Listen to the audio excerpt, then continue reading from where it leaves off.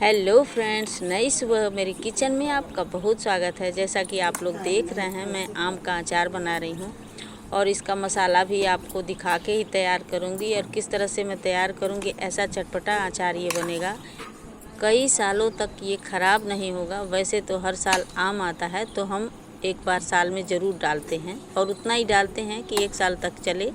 लेकिन कई बार कई लोगों का ऐसा होता है ना कि वो कुछ दिन में ख़राब हो जाता है, इसमें उली लग जाती है। तो ये चांस आपको नहीं मिलेगा फ्रेंड। इस तरह से आप बनाएंगे, इतना चटपटा ये अचार होगा और इतना टेस्टी होगा कि हर बारी फिर इसी तरीके से बनाएंगे। जैसे मैं मसाला बनाऊंगी, आप ठीक उसी तरह से बनाइएगा, आपको बहुत मज़ा आने वाला है।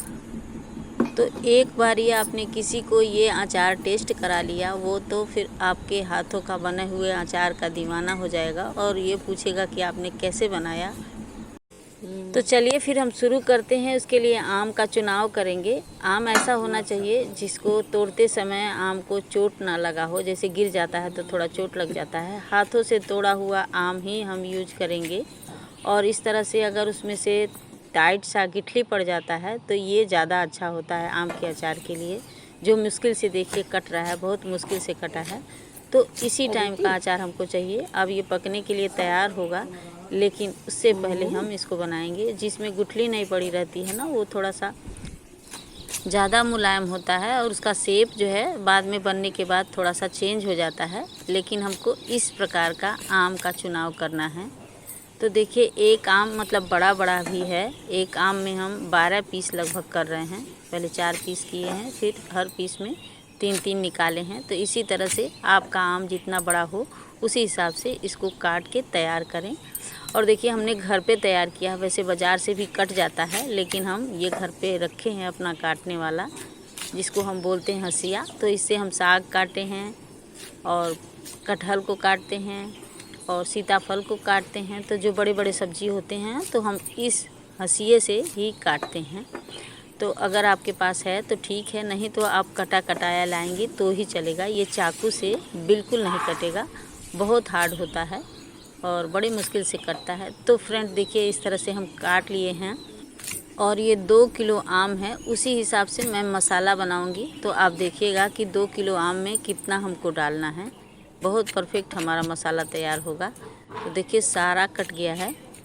तो फ्रेंड कई बार होता है ना कि कोई कोई आम कच्चे में ही बहुत ज़्यादा खट्टा नहीं होता है, तो ऐसा नहीं है। आम का चुनाव करते हुए हमको अचार वाला ही आम लेना चाहिए जो बहुत ज़्यादा खट्टा हो। और कोई कोई होता है कि खट्टा नहीं होता है, जैसे लगता है खीरा है। तो आम का चुनाव करते समय हमको खट्टे आम का ही चुनाव करना है। तो ये देखिए, हमारा कट के तैयार हो गया है। और देखिए, हमारा हंसुआ है, इसी से हमने सारे काट के फटाफट रख लिए। अब इसको हम अच्छे से पानी में डाल के धोएंगे। तो धोने के बाद एक दिन हम इसको धूप दिखाएंगे, कपड़े पे डाल के अच्छे से एक एक पीस अलग करके, ताकि ये ऐसा हो जाए।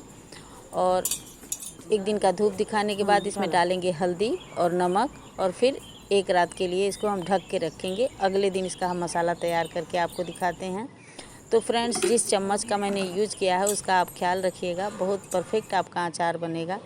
यहाँ पे हमने 2-3 चम्मच नमक डाल दिया है। जो हमारा खाना खाने वाला चम्मच हम जो यूज करते हैं उसी से डाले हैं। और नमक का क्या है कि थोड़ा डाल के टेस्ट करेंगे, बाद में और भी डल जाएगा, नमक का कोई दिक्कत नहीं है। और ये सर्व स्पून है, उसी से हम धनिया ले रहे हैं 2.5 चम्मच।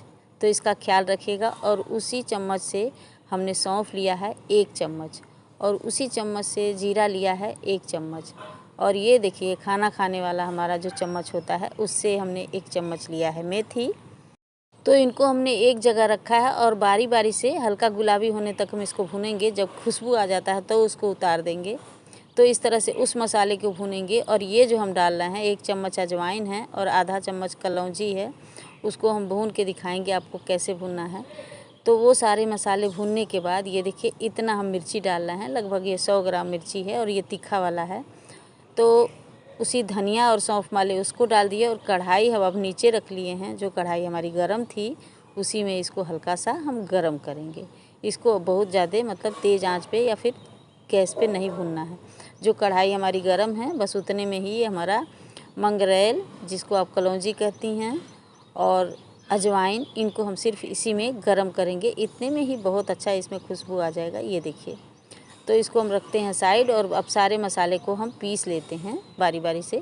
तो ये हमारा देखिए इस कलर का हो गया है, कितना सुंदर दिख रहा है। तो ऐसे कलर का हम धनिया, जीरा, सौंफ को भून के तैयार किए हैं और अलग अलग भुने हैं, बिल्कुल धीमे आंच पे, वो जलने नहीं पाया। इस प्रकार से हमारा मसाला ये तैयार होगा।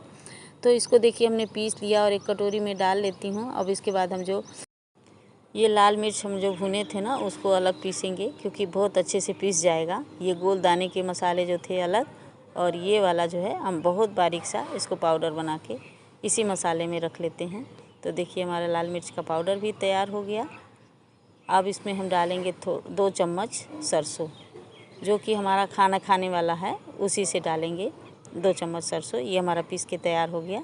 इसको भी हम डालेंगे और इसको भूनना नहीं है, बिल्कुल इसी तरीके से बनाइएगा, फिर देखिएगा अचार का क्या टेस्ट होता है और क्या मज़ा आने वाला है। तो फ्रेंड, जो हमने हल्दी डाल के रखा था, हल्दी और नमक, वो कुछ इस तरीके से हो गया है। हल्का सा इसमें पानी भी अगर इसने छोड़ दिया है तो भी कोई बात नहीं, उसको भी हम इसी में मिला लेंगे, उसको फेंकेंगे नहीं, क्योंकि हल्का सा पानी है और उसको हम 2-4 दिन जब धूप दिखाएंगे तो वो सब सेट हो जाएगा। तो हम इसमें मसाले डाल दे रहे हैं और मिलाते जाएंगे।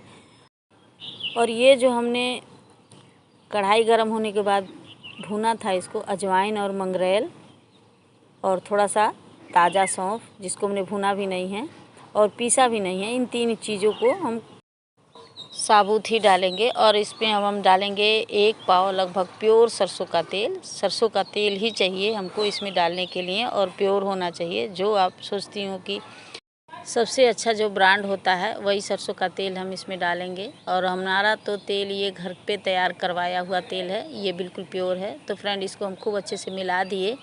अब इसमें हम डाल दे रहे हैं जो हमने ये पीले वाले सरसों पीस के रखे थे। तो पीले काले कोई भी सरसों का पीस के आप इसमें डाल सकती हैं। और 1 चम्मच हम डाल दिए और खूब अच्छे से मिला दिए। और थोड़ा सा बच गया है, लेकिन हमारा ये अच्छे से कोट हो गया है। इतना ही मसाला चाहिए और 2-3 दिन हम इसको धूप दिखाएंगे, खुले बर्तन में दिखाएंगे 2-3 दिन का धूप। और इस तरह से देखिए ये तैयार हो गया है। 2-3 दिन धूप दिखाने के बाद इसमें हम अब और थोड़ा सा तेल डाल के और कांच के बर्तन में रखेंगे। तो फ्रेंड, अचार जब हम तैयार करते हैं तो उसका ख्याल रहे कि मिट्टी का बर्तन होना चाहिए, या फिर चीनी मिट्टी का बर्तन होना चाहिए, या फिर कांच का होना चाहिए। किसी मेटल में डालने से अचार का जो है ना, बर्तन के ऊपर प्रभाव पड़ता है। अगर आप 2-3 दिन इस तरह से इस मेटल वाले बर्तन में छोड़ दी तो आपका बर्तन जो है कट जाएगा। तो इसका भी हमको ख्याल रखना पड़ता है। 2-4 दिन के लिए हम खुले बर्तन में इसको धूप दिखाए हैं। तो फ्रेंड, इस जगह पे आप प्लास्टिक का बर्तन, मतलब जब खुले में धूप दिखाती हैं तो प्लास्टिक वाले में भी डाल सकती हैं, क्योंकि अच्छे से चारों तरफ से उसमें धूप लगेगा। और ये देखिए इस तरह से खूब बढ़िया सा तैयार हो गया है। जार में पहले ही डाल देंगे ना तो उसमें अच्छा सा धूप नहीं लगेगा, इसलिए हमको थोड़े दिन 2-3 दिन का धूप ऐसे फैले हुए बर्तन में हम दिखाएंगे। तो प्लास्टिक का अगर टब है तो उसी में आप इसको दिखाएंगी तो अच्छा रहेगा। बस यही सब छोटी छोटी बातों से हम अचार को खूब अच्छा सा तैयार कर सकते हैं। और देखिए हम अब इसमें जार में डाल दे रहे हैं, और ये भी 2-3 दिन के लिए हम धूप में ही रख देंगे। खूब बढ़िया सा धूप लग के अच्छा सा इसका पानी जो रहता है आम के अंदर का, वो अच्छे से सोख हो जाएगा। तेल हमारा एब्जॉर्ब कर लेगा, मसाला एब्जॉर्ब कर लेगा, फिर ये ख़राब नहीं होगा। लीजिए, ये स्वादिष्ट अचार आप बिल्कुल ही तैयार है।